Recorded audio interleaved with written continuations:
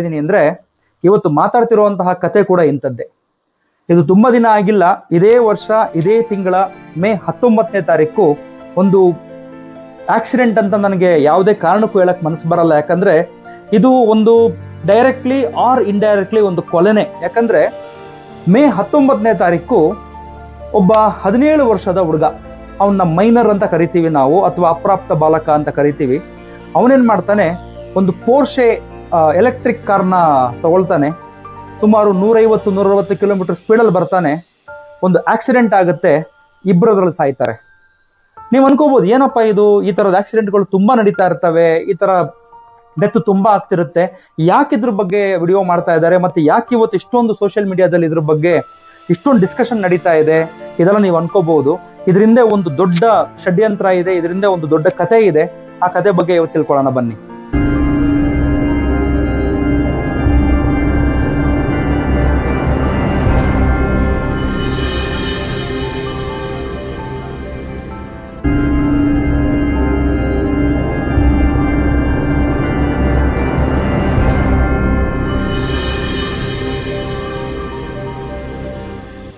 ಏನ್ ಈ ವಿಷಯದ ಅಥವಾ ಈ ಕೇಸ್ ಬಗ್ಗೆ ಏನಕ್ಕೆ ಇಷ್ಟೊಂದು ಡಿಬೇಟ್ಗಳು ನಡೀತಾ ಇದೆ ಮತ್ತೆ ಇಷ್ಟೊಂದು ಕರೆಂಟ್ ಅಫೇರ್ಸ್ ಅಲ್ಲಿ ಓಡ್ತಾ ಇದೆ ಅಂತ ಹೇಳಿದ್ರೆ, ಮೇ 19ನೇ ತಾರೀಕು ಬೆಳಗಿನ ಜಾವ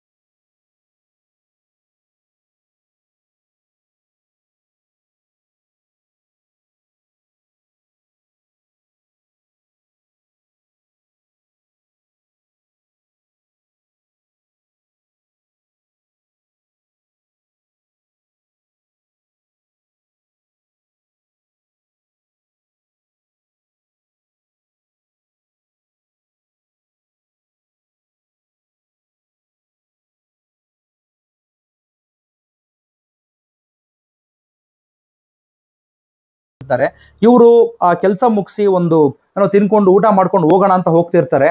ಹಿಂದೆಯಿಂದ ಹೋಗಿ 150-160 ಕಿಲೋಮೀಟರ್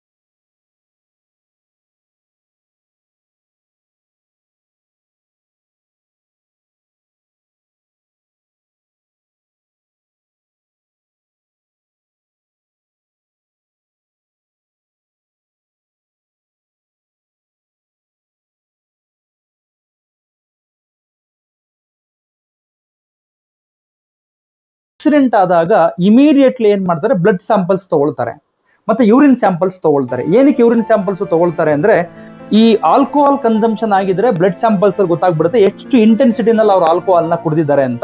ಮತ್ತೆ ಯೂರಿನ್ ಸ್ಯಾಂಪಲ್ಸ್ ಯಾಕೆ ತಗೊಳ್ತಾರೆ ಅಂತ ಹೇಳಿದ್ರೆ, ಈ ಒಂದು ನಾರ್ಕೋಟಿಕ್ಸ್, ಡ್ರಗ್ಸ್ ಆ ತರದ ಏನಾರು ಇತ್ತು ಅಂದ್ರೆ ನಿಮ್ಗೆ ಯೂರಿನ್ ಸ್ಯಾಂಪಲ್ಸ್ ಅಲ್ಲಿ ಗೊತ್ತಾಗ್ಬಿಡುತ್ತೆ. ಆದ್ರೆ ಇಲ್ಲಿ ನಡೆದಿರ್ತಕ್ಕಂತಹ ಒಂದು ಮ್ಯಾನಿಪುಲೇಷನ್ ಯಾವ ಮಟ್ಟಕ್ಕಿದೆ ಅಂದ್ರೆ, ಇದು ಆಕ್ಸಿಡೆಂಟ್ ಆಗಿರೋದು 2:30ಗೆ, ಈ ಹುಡುಗನ್ನ ಅರೆಸ್ಟ್ ಮಾಡಿ ಕರ್ಕೊಂಡು ಹೋಗ್ತಾ ಇರೋದು 3 ಗಂಟೆ ಸುಮಾರಿಗೆ. ಆದ್ರೆ ಬ್ಲಡ್ ಸ್ಯಾಂಪಲ್ಸ್ ನ ಕಲೆಕ್ಟ್ ಮಾಡಿರೋದು ಬೆಳಗ್ಗೆ 11 ಗಂಟೆಗೆ. ಅಂದ್ರೆ ಸುಮಾರು 8 ರಿಂದ 10 ಗಂಟೆಗಳ ಕಾಲ ಇವ್ರನ್ನ ಡಿಲೇ ಮಾಡಿದ್ದಾರೆ. 11 ಗಂಟೆಗೆ ಒಂದು ಬ್ಲಡ್ ಸ್ಯಾಂಪಲ್ಸ್ ತಗೊಳ್ತಾರೆ. ಅದಾದ್ಮೇಲೆ 2 ಗಂಟೆ ಗ್ಯಾಪ್ ಕೊಡ್ತಾರೆ. ಆ 2 ಗಂಟೆ 3 ಗಂಟೆ ಗ್ಯಾಪ್ ಆದ್ಮೇಲೆ ಇನ್ನೊಂದ್ಸರಿ ಬ್ಲಡ್ ಸ್ಯಾಂಪಲ್ಸ್ ತಗೊಳ್ತಾರೆ. ಅದು ತಗೊಂಡಿದ್ದಾರೆ. ಅದು ತಗೊಂಡು 91 ಗಂಟೆಗಳಾಯ್ತು. 91 ಗಂಟೆಗಳು ನಾನು ಹೇಳ್ತಿರೋದು ಏನು ಅಂತ ಹೇಳಿದ್ರೆ, ಆ ರಿಪೋರ್ಟ್ ಬರಲಿಕ್ಕೆ ಇನ್ನು ರಿಪೋರ್ಟ್ ಬರಲ್ಲ. ಯಾವುದೇ ಒಂದು ಬ್ಲಡ್ ಸ್ಯಾಂಪಲ್, ಇವಾಗ ನಾನು ನೀವು ಯಾರೇ ಹೋಗಿ ಒಂದು ಬ್ಲಡ್ ಸ್ಯಾಂಪಲ್ ಕೊಟ್ಟು ಬರ್ತೀವಿ, ಏನೋ ಚೆಕಪ್ಗೆ ಇರ್ಬೋದು, ಹಿಮೋಗ್ಲೋಬಿನ್ ಚೆಕಪ್ಗೆ ಇರ್ಬೋದು, ಏನೋ ಚೆಕಪ್ಗೆ ಇರ್ಬೋದು, ನಾವು ಬೆಳಿಗ್ಗೆ ಕೊಟ್ಟು ಬಂದ್ರೆ ಮಧ್ಯಾಹ್ನ ರಿಪೋರ್ಟ್ ಬರುತ್ತೆ ನಮ್ಮ ವಾಟ್ಸ್ಆಪ್.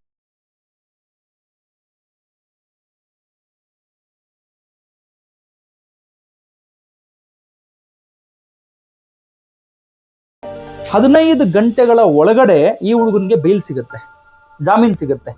ಯಾವ ತರ ಜಾಮೀನ್ ಸಿಗುತ್ತೆ ಅಂತ ಕೇಳಿದ್ರೆ, ನಮ್ಮೆಲ್ಲರಿಗೂ ನ್ಯಾಯ ಎಲ್ಲಿದೆಯಪ್ಪ, ನಾವು ಹಳೆ ಕಾಲದಲ್ಲಿ ಒಂದು ಹಾಡು ಬರ್ತಾ ಇತ್ತು, ನ್ಯಾಯ ಎಲ್ಲಿದೆ ಅಂತ. ಜುವಿನಲ್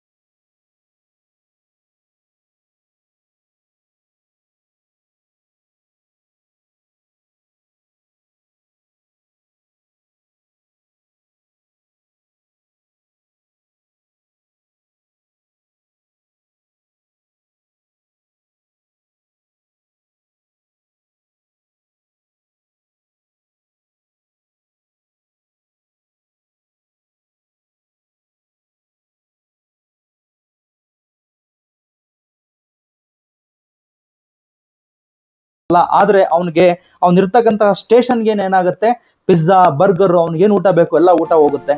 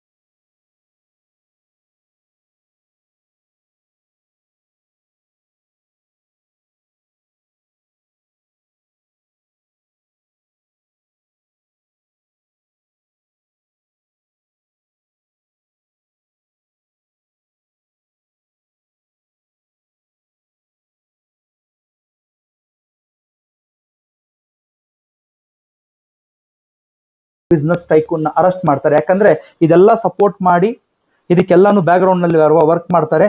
ಏನಕ್ಕೆ